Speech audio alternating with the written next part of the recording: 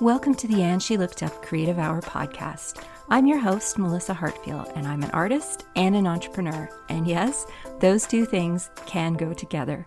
This podcast is for the artists, the creatives, and the makers who want to find a way to make a living doing what they love. Hello, everybody, and welcome to another episode of the And She Looked Up Creative Hour. As always, I'm your host, Melissa, and this week we're going to be talking about a subject that is a little bit near and dear to my heart, and that is masterminds, coaching relationships, and mentorships. This is something I get asked about an awful lot, and I thought it would be a good episode when a lot of us are starting to think about things like how we want to invest in ourselves and in our businesses for the year. And many of you have probably heard of masterminds. Maybe you're not sure what they are, or you're wondering how they're different from a coaching relationship or from having a mentor. And there are differences between all three, which we'll dive into. But it can be really intimidating to figure out which is best for you, what you need right now, and is it worth it? So we're going to be talking about all of that today, and I hope that this will give you a few answers to those questions, and I hope it will also really encourage you to think about ways that you can invest in yourself for the new year, because investing in yourself can have tremendous returns for your business as well. So let's dive in. One of the biggest questions I get asked in my other business, because we speak about masterminds there a lot, is what's the difference between a mastermind and a coach and a mentor? And the differences have become a little bit blurred over the last few years, but they are actually all very different things. A mastermind is probably the most unique out of all three. Coaching programs and mentorships, I'm finding that lately the lines between those tend to blur quite a bit compared to how they did maybe 5 or 10 years ago. Let's address those first. So what's a coach? What is the difference between all of these things?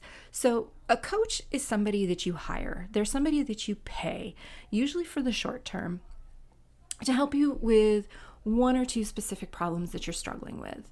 And there are a lot of different kinds of coaches. This is why it can get very overwhelming to try and figure out what it is that you need. There are business coaches. There are life coaches. You could have a writing coach, an accountability coach.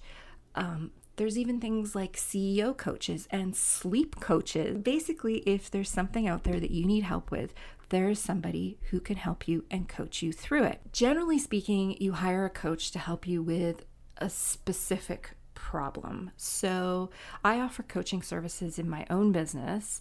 And for me, most of what I do is I help small creative entrepreneurs, like all of you listening, particularly with things like accountability, helping you start your small business or grow your small business. So I tend to focus on people who are in the early growth stages. Now, if you are a more advanced business owner, you've been doing this for a long time, but you feel like you've hit a plateau, you might want to hire a coach who specializes in helping people reach that next level. You might be in a position where you are looking to head into a manufacturing process. Perhaps you're an Etsy store owner and you've been making everything in your home office, and you have reached a volume point where now it's time for you to look at manufacturing things in a more streamlined way. Maybe you need a coach to help you with that. So that's where coaches can become very useful. They help you achieve a goal or a few goals. And usually coaching relationships are short term. So once you achieve that goal, the relationship might end. And that's not necessarily a bad thing. Or you may decide to stay on with the same coach to help you with another problem. That's going to depend very much on what it is that you need help with. But it's not unusual for a coaching relationship to have a very defined period, which could be anywhere from a day. There are people who you can hire for a one-day intensive coaching session, up to a year. And those year-long engagements could be anything from once a week sessions to once a month sessions. And it is possible that your coaching relationship could last more than a year if you have some defined goals and you're not there yet. As long as you're working effectively towards those goals with your coach, then there's no reason to end the relationship. But once you get to that point where you've achieved the goal and you both get to have some celebration, it's completely normal for the relationship to end. And you may move on to solve a new goal with a new coach who specializes in something different. Or as I said, you may choose to re-engage with that coach, but they help you out with a different problem. One of the key elements of any coaching relationship is that you have some defined goals. So you should have an objective. You should have a reason why you are hiring this person to help you. It could be you're looking to create systems within your business. You could be looking at diversifying your income, or you just need somebody to keep you accountable. A lot of coaching relationships revolve around keeping clients accountable to their actions. And a lot of people hire coaches because they need that person to keep giving them a little bit of a push. So, as I said, objectives are important. And once you've achieved those objectives, you might be in a position where it's time to move on to a different relationship. Another thing to know about hiring a coach is it's very different from hiring a subject matter expert. One of the big things you have to understand when you hire a coach is you are not hiring somebody to do the work for you. That's when you hire a subject matter expert. Okay? A coach's job is to guide you. They're there to guide you to your goals. They're going to ask you a lot of questions. They're going to help you examine your goals, to really look at what you're trying to achieve. They're going to try and open your mind up to new possibilities and new ways of seeing things. And they'll try to point you in the right direction and help you come up with action plans and give you tools to implement new strategies and keep you accountable. But at the end of the day, they are not going to do the work for you. That is not their job. That's your job. So it's really important for you to have a successful coaching relationship, to understand that you have to bring yourself to the table and you have to be willing to put in the work, or it's not going to be a successful relationship. If you want somebody to do the actual work for you, that's when you hire a subject matter expert. So let's say that you're sitting down with a coach because you want to develop systems within your business and you don't know where to start. You just know that everything's a mess and you're not being efficient and you're not being effective. Okay, so you can sit down with a coach who can help guide you through that process, help you examine what it is that's not working for you in your business, what you could streamline, all those types of things, and you're going to be the one to do the work. Or you could hire a subject matter expert who specializes in systems, who will come in and who will look at your business and who will put those systems in place for you and show you how to use them. So the subject matter expert is doing the work and you're paying them to do the work. The coach is there to help you broaden your business acumen, I guess. They are there to help guide you to a goal. You're the one who's going to be doing the work. So both relationships can be very valuable, and you might use them in tandem. You might bring a coach on who's going to help you go through your business and evaluate all the things that you do and help you get to a place where you know the systems that you want to put in place. And then you hire a subject matter expert who's going to come in and actually do the work. They're going to film the video tutorials. They're going to map out what it is that you do every day. They're going to have put together a systems binder for you so that anybody who comes into your business can read that binder and know what they need to do next. Those types of things. So that's the difference between a coach and a subject matter expert, and why you have to be prepared to do the work when you hire a coach. Another big question that comes up a lot with coaching is, do I need one-on-one coaching or do I need group coaching? And there's no right or wrong answer to this. They're two very different types of programs. So some coaches will offer both. Generally speaking, not generally speaking, pretty much all the time, if you want one-on-one coaching, that is going to be much more expensive than a group coaching program. And this is going to depend on you knowing a little bit about yourself. Some people thrive in a group coaching program, and this is a program where there is a group of you all being coached by the same coach. You, generally speaking, won't have one-on-one sessions, but you will meet as a group once a week or once a month, and everybody will share their issues that they're having, and you're being coached together. So the focus isn't just on you, it's on the entire group. But this can still be really effective. There are some people who really thrive hearing other people's challenges and how they're tackling them and seeing new ways to address a problem that maybe you're having. So there can be a lot of benefits in a group coaching program. However, there are those of us, and I tend to be one of these people, who do much better in a one-on-one setting. I am not somebody who's really comfortable in groups. I'm very introverted.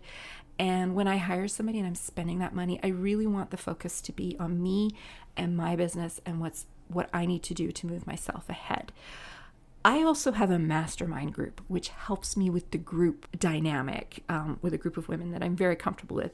And we'll talk about masterminds shortly, but one-on-one is going to be much more tailored to your specific business needs, because it's just you that's there in the session and it's just your business that you're going to be talking about. But you still get the benefit of that coach's expertise of having worked with multiple businesses.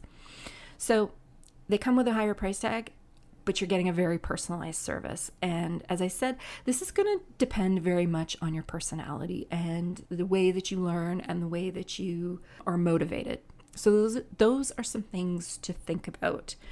One option that you can go with is if you are just new to the coaching idea and you're not sure, if it's for you, you can take a group coaching program, and it's an opportunity to work with a coach in a less expensive way. You're still going to get a lot of benefit out of it, but it can really give you a feel for whether that person is a person that you really want to dive deeper with and hire them on in a one-on-one capacity. So group coaching can be a very effective way to find a coach that is the right fit for you. So let's talk a little bit about finding coaches. There are coaches all over the internet. My Facebook feed is full of ads for creativity coaches, for art business coaches, for, Facebook gets an idea of what you look at and when you're on the web, and they tend to fill your feed with ads from people who specialize in those fields. One of the things that I would be very careful with when you're looking for a coach is you want to find out who else they've worked with. You want to get a sense of how those people benefited from them. Use your network. Ask who people have worked with. Ask them what their experience was like. Ask around. You will be surprised how many names will come up. Dig around on their websites. Look at their testimonials. Some coaches won't want you to contact their past clients directly, and that is not unusual. In some cases, the clients just don't have the time to respond to those kinds of emails, and they don't necessarily want their clients to be bombarded with people asking questions. But you can look at testimonials on the website. Ask around if there's a particular coach that you're interested in working with. You can put it out there in a Facebook group. Ask if people have had experience with them. But keep in mind when you do that everyone's experience with a coach is going to be different. And that's all based on how you learn, how you absorb information, what type of motivation works for you. One of the questions I have on my intake form is, what motivates you best? Are you somebody who needs tough love? Are you somebody who needs gentle encouragement? Are you somebody who needs accountability? Those questions all help me figure out the type of style of coaching that I need to do when I'm working with you. And I have clients who fit in all of those little niches, and it's just a different way of working with them. So keep that in mind when you are looking for a new coach. Most coaches should have some kind of intake process. It is beneficial for them to dive into a little bit about you and your business and understand what your goals are before they agree to work with you, because it's as much in their best interest to make sure that they're a good fit for you as you are for them. So they don't want to bring you on as a client unless they really feel that they can help you. So that's important to know as well. And don't take it personally if somebody says no to you. Just recognize that they feel that they probably aren't the best fit for you. And that's okay. There's thousands of coaches out there. There will be somebody out there who will be a good fit for you. All right, so we've talked about the basics of finding a coach. Let's talk about mentors. In recent years, I am noticing that more and more people are calling themselves mentors or offering mentorship programs that are essentially coaching programs. And there's nothing wrong with that. They're just using the term in a different way than it was originally used, I guess. Mentors in the past have generally not been somebody that you pay for help. A mentorship relationship is, and I cannot talk about mentorship relationships without thinking of the Seinfeld episode with the mentor and the mentoree. But a mentorship relationship is very different from a coaching relationship in that it is a two-way street. Generally speaking, a mentor is somebody who works within your industry or a closely related industry who are more experienced and further ahead than you in your career, and possibly even in their personal life, which might sound weird to include, but that can be important, and I'll get into that in a minute. They're usually somebody whose achievements you admire, and you are hoping to emulate them in some way, not just because you respect them and not just professionally, but also there's something about the way that they handle themselves from a business ethics standpoint. And these relationships, when you find the right mentor, can be life-changing. They can be some of the most valued relationships of your professional career. One of the reasons why I mentioned that you might want to work with somebody who's further ahead than you in your professional life. This is an interesting thing to think of, especially when you're starting out. Let's say you're in your early 20s and you've started your business and it's going really, really well. You're really pleased with it. And you've met somebody and you are in a relationship that is going in all the right directions and you are committed to one another, and your partner, they've got a career that's going down the right path and things are just going great. And now you are ready for the next step, and that is you want to have a family. Okay? And I say this as somebody who doesn't have kids, but let's say you're ready to have a family and you know that having kids is going to have a big impact on how you operate professionally. And this is where having a mentor who's a few steps ahead of you in the game can really help. If you have a coach who is, or a mentor, I'm even mixing them up now. But if you have a mentor who is a few steps ahead of you, they have a successful business that they're running, and they have children who are, in school now. So they've gone through those first critical years where they've got toddlers and preschool age children, and they've got through it and they've come out the other side and they're still doing really well. Having somebody like that you can go to who understands the next step that you're taking and what you're about to experience can be so helpful because they've done it. They've seen the pitfalls. They know where you're going to struggle. They're there to give you some moral support, but also some practical business support. And that can be tremendously useful. So when you're choosing a mentor, it is a good idea to look at somebody who is ahead of you in the game, but that is in the space in life where you want to be. If you're somebody who knows that you don't want to have children, maybe you are looking for a mentor who is a few years past you and they also don't want to have children. They are very career driven, but they also have found a way to really balance their career with a very active personal life, which is what you want. Or they are able to travel while running a successful business, and that's something that you want. So you want to look for those kind of, they're like a future you, I guess is a way to explain it. And that's not to say that you need to follow their path exactly, and you probably won't because life happens and things change. But it's just nice to know that there's somebody who's a few steps ahead of you who can sort of hold up a hand to you and help pull you along to the next stepping stone. Another difference between a mentor and a coach is that while a coach is meant to actively help you identify and achieve your goals, through a structured relationship, a mentorship is generally speaking not structured. You may not meet regularly. You might go for lunch a few times a year. You might have phone calls here and there. You may choose to meet regularly as a check-in, but you might not. And generally speaking, though, you're the one who guides the relationship when you have a mentor. You are the one who reaches out to them when you've come up against something that you need some extra help with. And they're there to give you advice and guidance. They're not going to tell you what to do. They're not going to do the work for you again, but they're there to just sit down and talk about it from the point of view of somebody who's more experienced than you are. Whereas a coaching relationship tends to have a defined timeline. You're with a coach for a specific reason. You're trying to achieve a specific goal. Once you've achieved it, the relationship tends to end. A mentorship, however, can go on for years. It can go on for your entire professional career in some instances, even a lifetime, because there isn't necessarily an end goal when you work with a mentor. That's not the type of relationship that you have. It's more of a guidance relationship. It's about advice. It's about talking through your struggles with another person who can give you that kind of seasoned professional advice, both in business and in life. True mentors are almost also never paid. So a coaching relationship, you are absolutely going to be paying for that. But generally speaking, a mentor does not get paid. For many people, being a mentor is a way of giving back to their industry and to their community and to kind of pay it forward.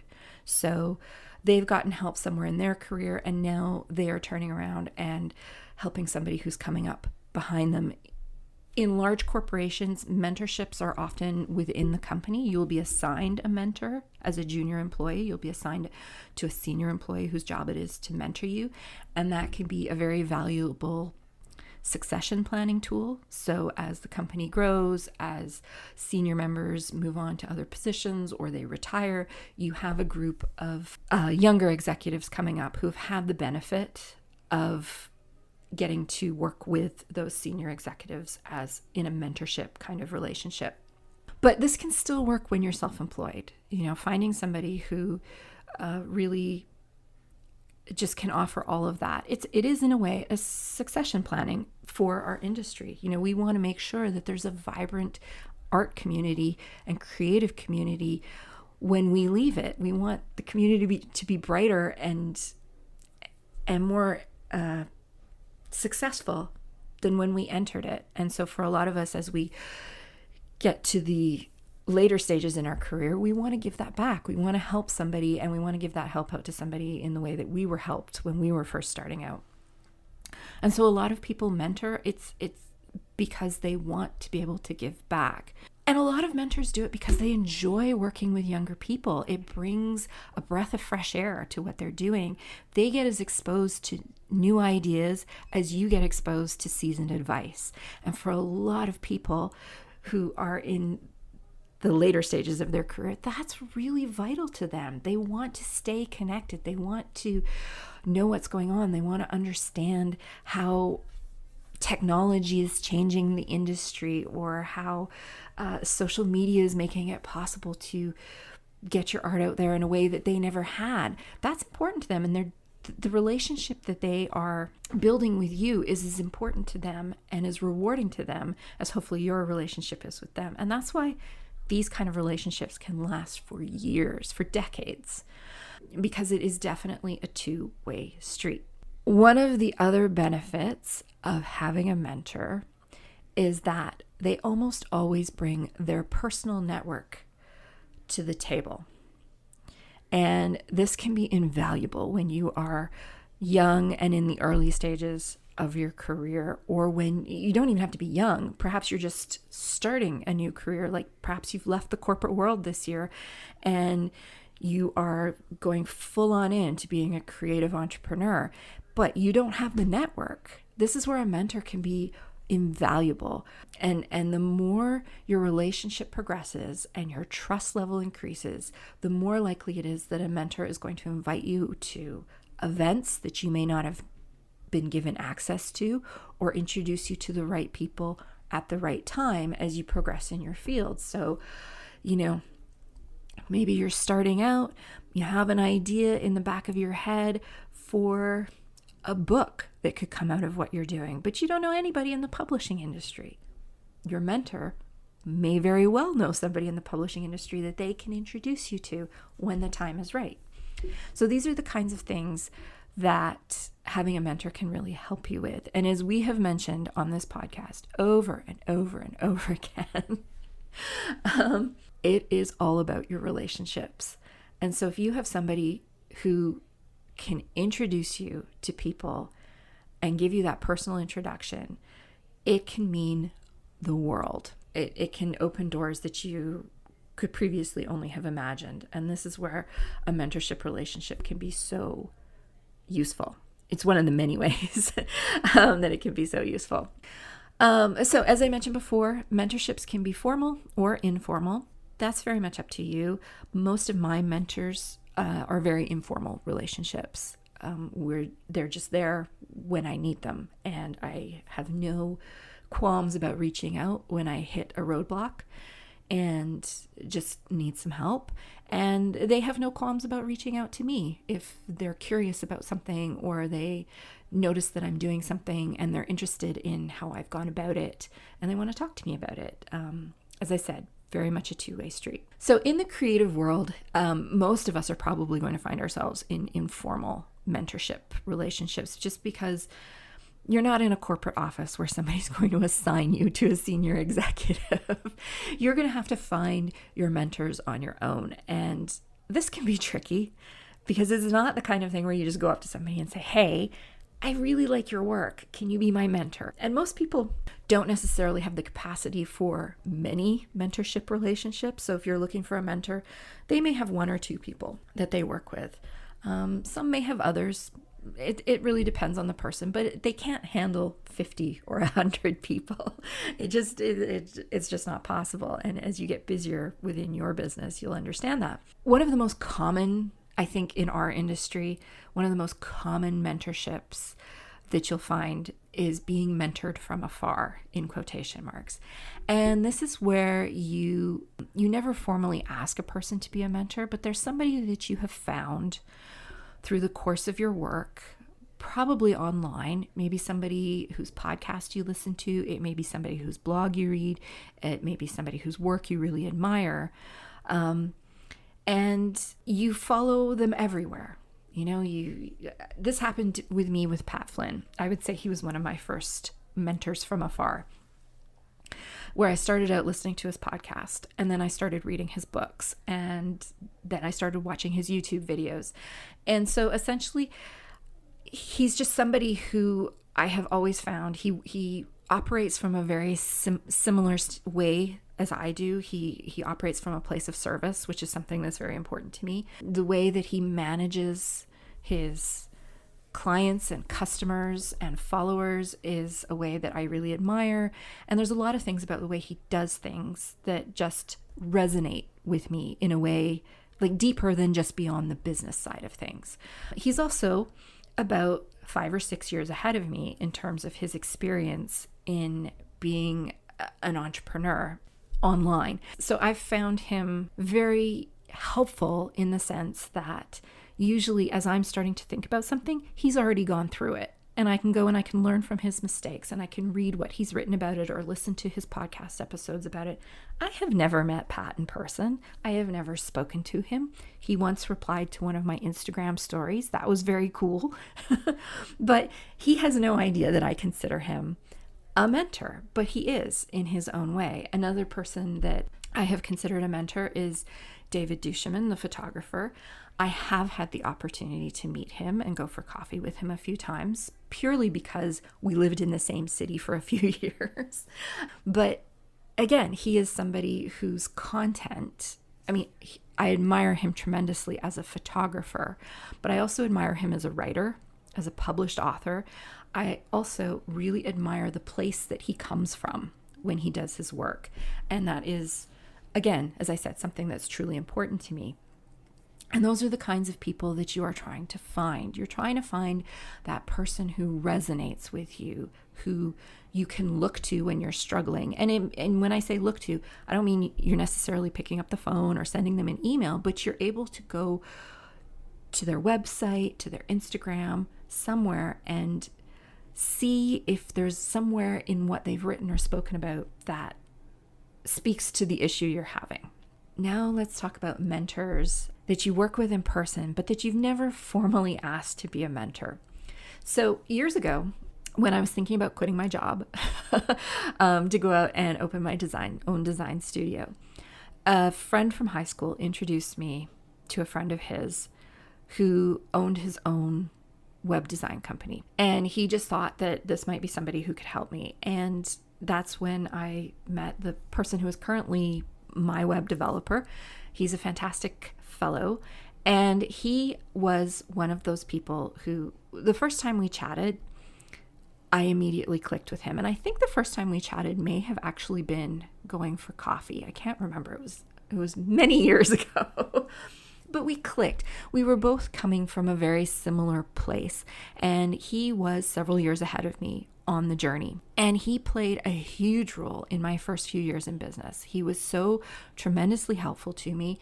He encouraged me to go to live events I was very into WordPress web design at the time. He encouraged me to go to WordPress conferences. He would, I believe one year he took me as his guest with a ticket that he had. Just really encouraged me and helped me along and make sure I was at the right places at the right times, which is really important. I had no idea that WordPress did conferences in different cities until he told me about them. But over the years, things have evolved and our relationship has evolved, and I still consider him a mentor, but I think we're at a point in our relationship where he also considers me a mentor, because our career paths have diverged a little bit, but we're still in the online business world. And we still are very client and service-based focused. And so now, instead of him helping me get to the next step as a web designer, we are helping each other get to the next steps as business owners. It's been a really nice way to have the relationship evolve. We don't talk as frequently as we did in those first few years. I think we probably check in 3 or 4 times a year. We'll have a really good chat, either on the phone or we'll meet up for lunch or for a coffee. He does work for me. I do work for him. And we have both benefited from a financial standpoint, from a business standpoint, from our relationship with each other, by being introduced to new clients or new people to work with. And it's just a really rewarding relationship, and one that I value very much.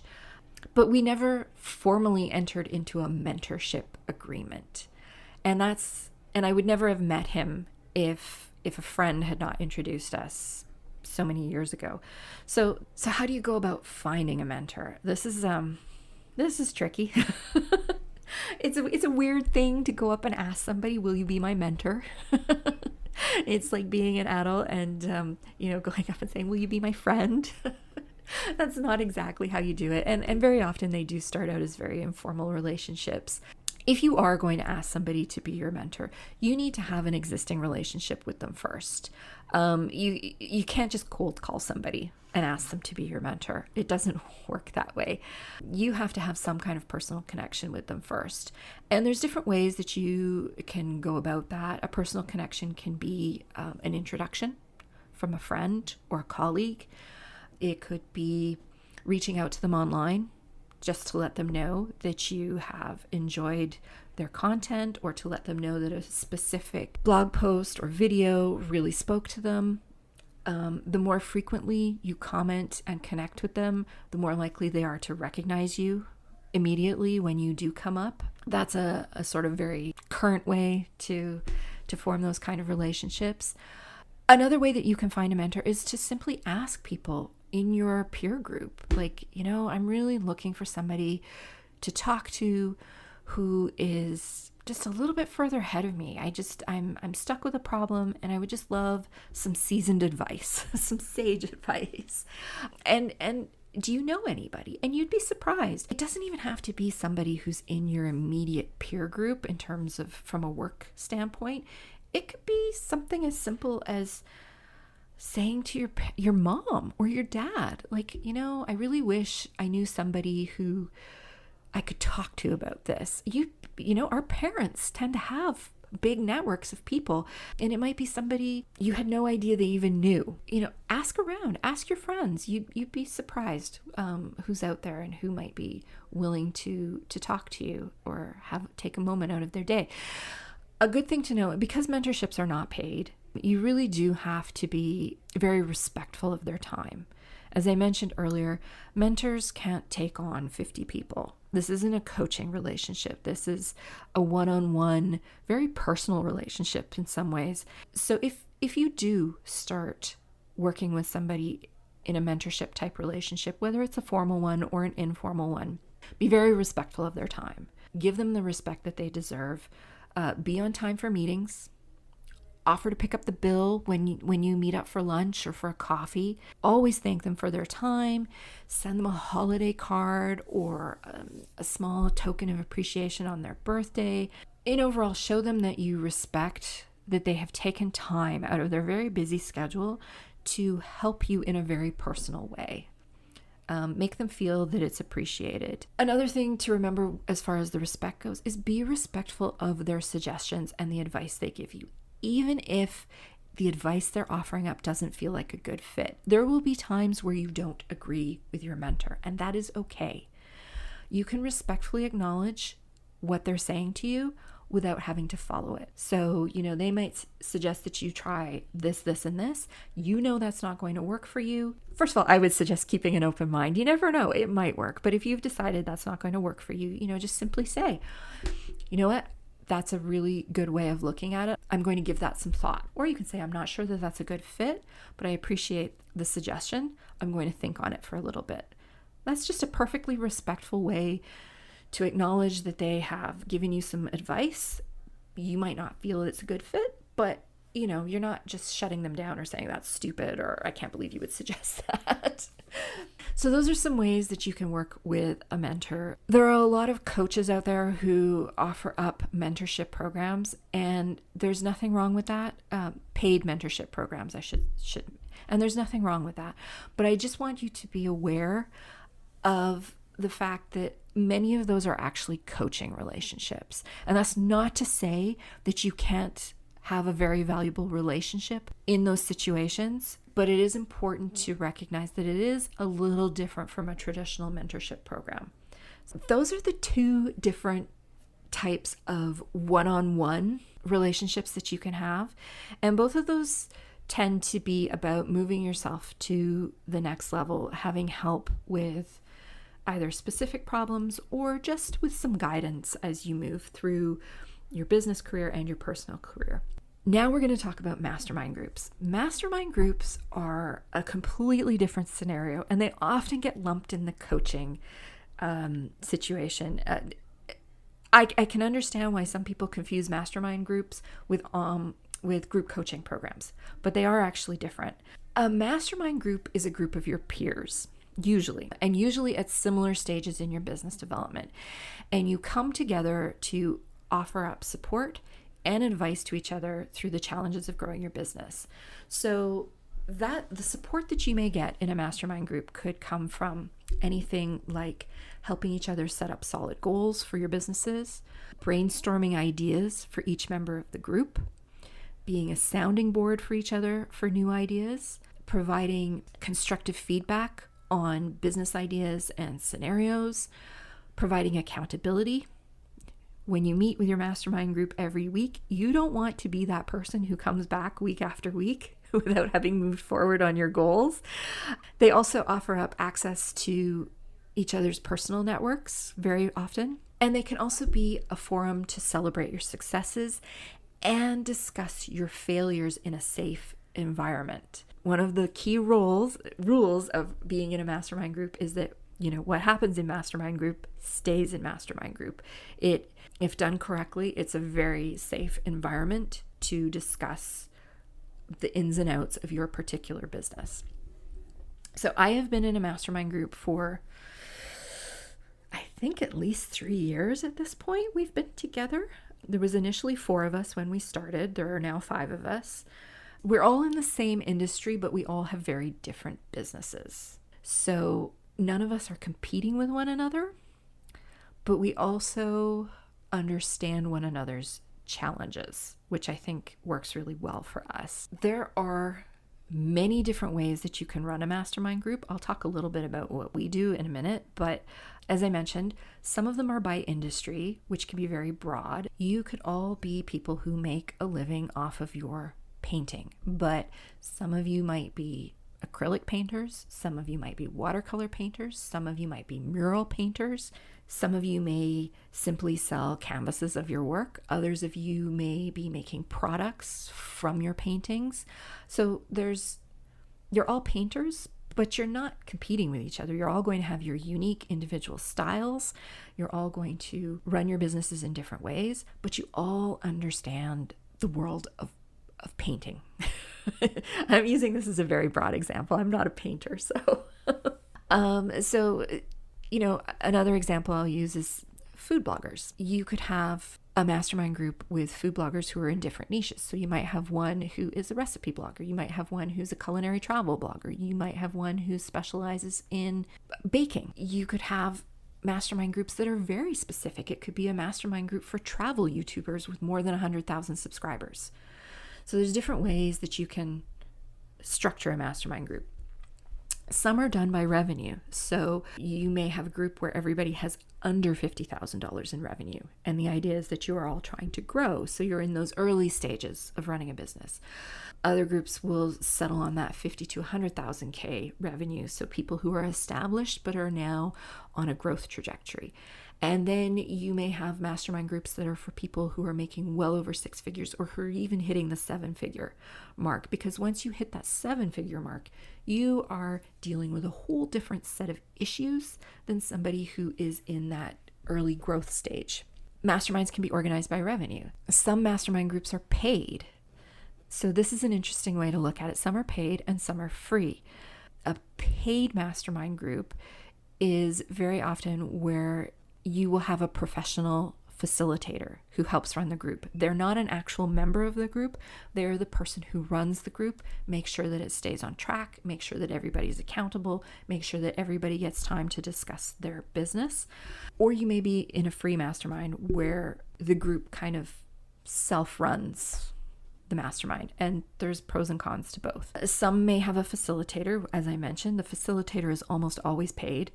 And in others, the facilitator role might rotate throughout the group. So each of you has an opportunity to be the facilitator once a week or once a month or however often you meet. The size of a mastermind group can vary widely. I much prefer a small group. This is going to really depend. A lot of paid mastermind groups can be quite large. That just doesn't work for me. As I said, we started with 4. Now we have 5. I think we would even be open to adding a 6th, but I don't think we would want to grow bigger than that. We found 4 to be a really good number, but one of the problems we had with 4 is that if one of us, for whatever reason, had to be absent for a little while, either we were on vacation or we had a big project that was just removing us for a bit, that would shrink the group down to 3, and it felt too small. So bringing on that 5th person gave us the ability to kind of have that little buffer if somebody had to pull out for a little bit. I would say that the most common range for a mastermind group would be between 4 and 10 if you're looking to start one up. Another key inclusion in a mastermind group is hot seats. So a hot seat sounds scary, and it can be a little bit, but the hot seat is where you get to be the center of attention on a regular basis. So you're in the hot seat where you have to discuss your business and where the group is going to be focused 100% on you while you're sitting in that hot seat. So they're going to be there to offer you up suggestions, support. They're going to ask you probing questions about the issue that you're having. And the idea is to help really focus in on a key problem that you're having and move you forward or move you through that problem. Mastermind groups can be a little tricky though. There are 4 keys, I think, to running a successful mastermind group. The first one is you have to have regular meetings and check-ins, or it just doesn't work. Regular meetings are critical to keep everyone on track with their goals and to give everyone the opportunity to be in that hot seat. How often you meet is going to depend on your group. Some groups meet weekly, some meet monthly, some meet quarterly. The one that I'm in, we have a weekly check-in thread in a private Facebook group. And then we have deeper threads where we run maybe once a quarter or once every 6 months, where we're doing big check-ins on our goals for the year or things like that. So this year, I'm recording this in December. We literally just had our 2021 goal planning meeting, and we did that via a video conference. It took us about 2.5 to 3 hours to get through, all 5 of us. And that's where we really dove in with each other. We put together our 2021 goal plans. We published them to the group the week before. We all had the opportunity to review each other's goal plans, and then we met up in a video chat and went through and offered up suggestions, offered up ideas where people were struggling, and it was super productive. It made me feel so good when I came out of that meeting. But it is really critical that you do meet regularly. The second key to a successful mastermind group is commitment. The members of your group have to commit to checking in regularly. Some serious mastermind groups will have a maximum number of meetings that a member can miss before they're removed from the group. Like, that's how seriously it gets taken. If somebody doesn't show up weekly, they are not helping the group, because the whole point of the group is to be able to get the feedback from everyone in the group. And if there's somebody who can't show up regularly, the group, generally speaking, would rather have somebody else come in and fill that role. So it's really important. And this is where so many mastermind groups fall apart, because we're all busy. Things come up, life happens, especially if you are in that age where you have young children. Things can come up all the time, but it has to become a non-negotiable in your calendar, and the whole group has to commit to that. And that's where paid mastermind groups can be really helpful. If everybody is paying to be there, they're a lot more likely to prioritize that, because most masterminds can be quite expensive. And if you've shelled out all that money, you want to make sure you're getting a return on that investment. But I would say that the most common reason that mastermind groups fail is because the members don't prioritize the meetings. Another key to a successful mastermind group is good facilitation, whether that's by an outside paid facilitator or by the group itself. Because it's crucial that every member of the group has the opportunity to be heard, whether it's at each meeting or whether it's once a month in a hot seat meeting, however you want to structure it. Good facilitation is important. This is something that can happen so quickly in a mastermind group, is that you can wind up focusing on one person, and all of a sudden you realize that 45 minutes of your hour-long meeting has gone by and nobody else has had an opportunity to speak. This is where a facilitator can keep an eye on the clock, can keep things moving, can make sure that everybody gets heard, everybody has the opportunity to talk.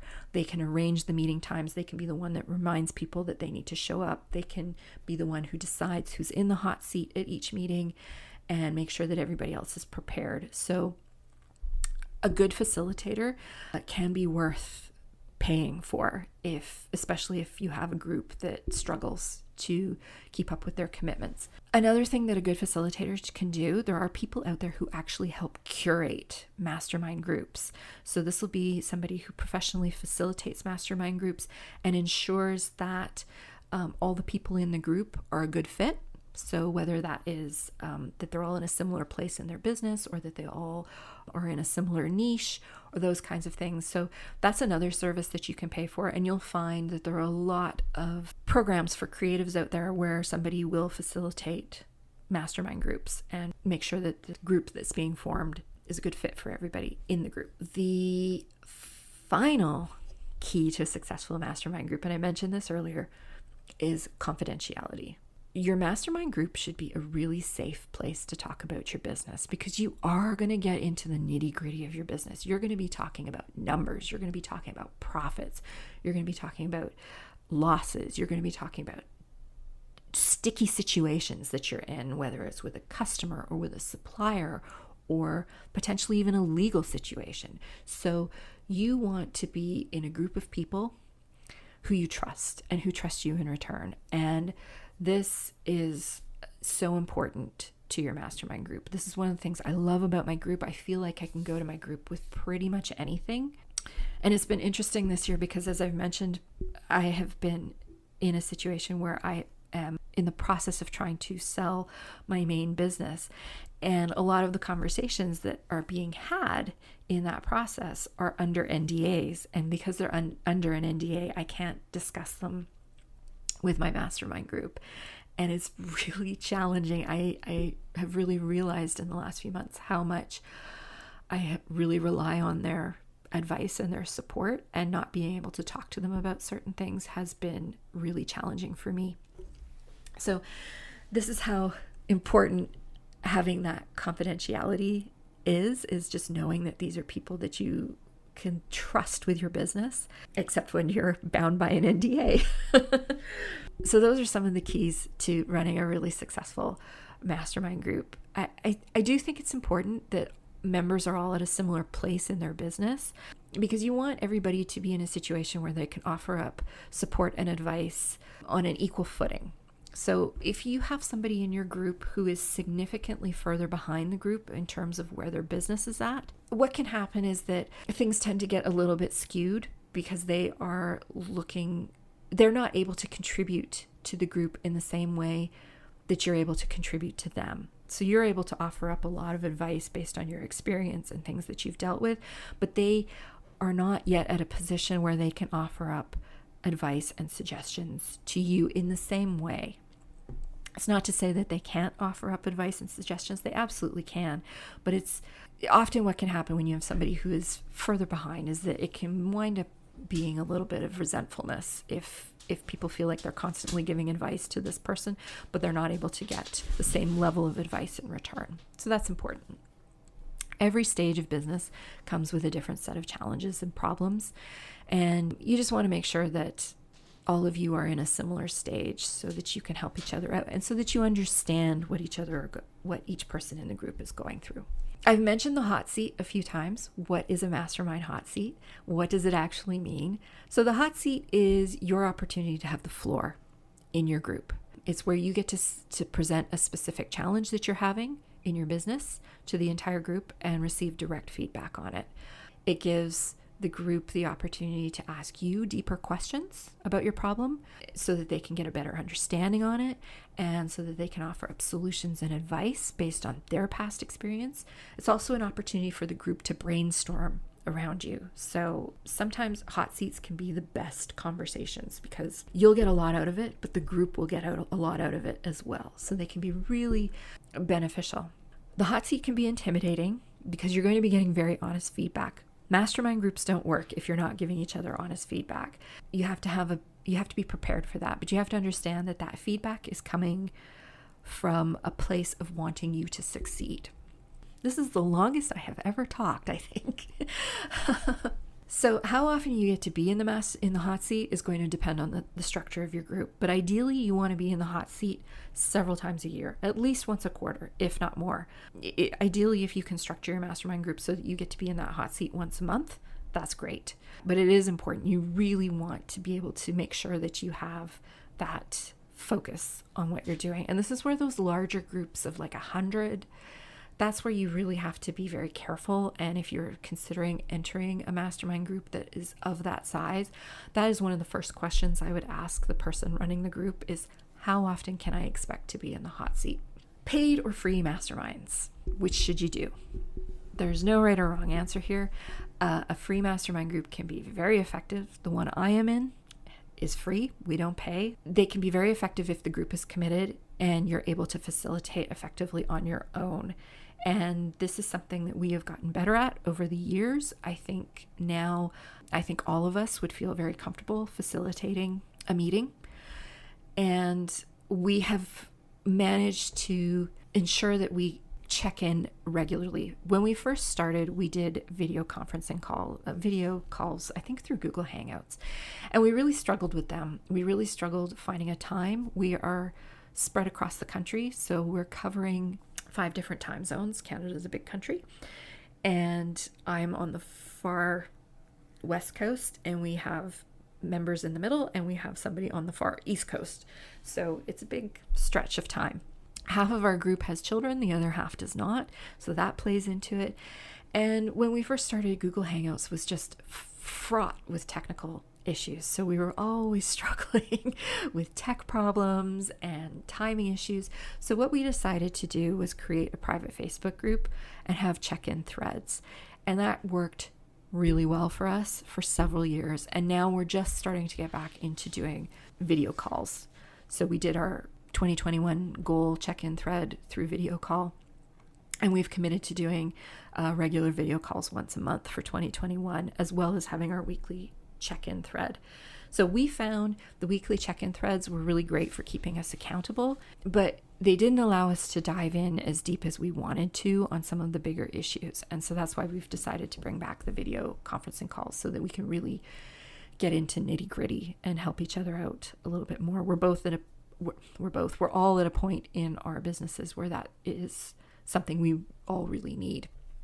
And that's one of the nice things, if you have a group that you manage yourself, is that you can be flexible with how you run the group, and you can alter how it's run based on where you're all at that point in your lives. Having said that, a paid mastermind group can be extremely beneficial, especially if you're somebody who struggles with committing to things or prioritizing and showing up for things. If you are paying to be there, you tend to be a lot more motivated to show up and put that in your calendar and make sure somebody's around to look after the kids and make sure that your dog has gone out and that you are really investing that time in yourself. So there's different ways you can go about having a paid mastermind group. One is that you can bring the people together that you want to be in the group. So it could be a group of your peers, people that you already know, people from your network. And as a group, you decide that you want to bring in an outside facilitator to help you. And so what you might do is the group may pool money together to pay the outside facilitator. And that can be a really great way to have somebody. It can be really helpful to have somebody who is an outsider, who is kind of sitting above the group in a way. And by that I mean that they're not emotionally connected to what's going on in the group. So they are able to keep things moving. They're able to make sure that people are there. They're able to make sure that people have all the pieces they need before they show up for the meeting. They can effectively run the hot seat. They can keep things on track. And in some cases, the facilitator may be able to offer up their own experience, but not necessarily. That's where you get into joining a paid mastermind that's run by an expert in the field that you are in. And that person can bring their expertise into the mastermind groups. So it becomes both a mastermind group and, to a small degree, some online coaching. Okay, and those type of mastermind groups tend to have a limited run. Often they run but usually a minimum of a year. I'd be very skeptical of a mastermind program that runs for less than a year. I feel like to get the most benefit out of it, it is a long-term commitment. So most of those paid masterminds run by an expert very often stretch out for a year, possibly 2 years, sometimes 18 months, somewhere in that area. And very often those people will also have masterminds at different levels for different revenue. So when you graduate out of the mastermind group that you are in, there may be another one that you can join that is at the next level. So that's something to think about. A lot of paid masterminds may also offer up a multi-day group retreat that's covered in the cost of the mastermind. This can be why some masterminds are very expensive, and you do have to commit to showing up. Obviously 2020 threw wrenches into things, but these can be really valuable. Being able to go to a group retreat gives the opportunity for you and everybody else in the group to do some really deep work on your business without any distractions. And you can do this with a free mastermind group as well. It's going to be on you to organize everything with the group, everything from where you're going to have it, how much it's going to cost, how you're going to incorporate food, and, are you going to go to a resort, or are you all going to cook, or, all the things that come with organizing a group getaway. But you can definitely do it with a free group. That kind of covers everything when it comes to masterminds and coaches and mentors. And I hope this episode helped you all have a better understanding of what the difference is between all of these different forms of investing in your business and in yourself are. I hope that you all got an opportunity to really see how these tools, which they are, and these relationships, which they also are, can really help you grow your business, and how they really are an investment in yourself. And maybe 2021 is the year that you decide this is something that you want to do, and you're going to go out and find a coach or a mastermind group, or you're going to form one on your own, or you're going to look for somebody out there who can serve as an informal mentor. However you decide to do it. One thing I should mention actually before I sign off is that you can do all three of these things in conjunction. You can have a coach, you can have a mentor, and be in a mastermind group all at the same time.